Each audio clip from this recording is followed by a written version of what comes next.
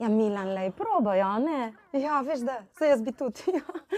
Ja, nemaš prav, ni lepo, da se lažeš. Ja, ej, glih sem rešila tvojo dediščino. In zakaj? Kaj?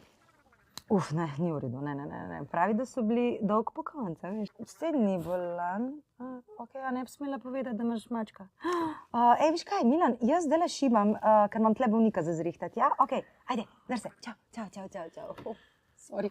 Ej, kliče mene tvoj foter, pazi to, da mu je pisal odvetnik njegove pokojne tete iz Avstralije, češ da mu je gospa zapustila milijončke in on mora plačati samo še stroške postopka in je vse njegov. Dej, ustav ga. Pa zakaj? A ti nočeš milijončkov? Pa, Dej, no. Itek sva pogruntala, da kalkulacija družinskega debla kljub teti Milani, ki bi je ustvarjala čudovite umetniške inštalacije iz školjk, nekako ne štima, ne? A pa veš, kakšna teta Milana. Ja, in je edina povezava z Avstralijo, ko imate tale poskočni kenguru, ki ga imaš na screensaverju. No, takole, izvolite, recnije a la mua. Ja, ti si šas.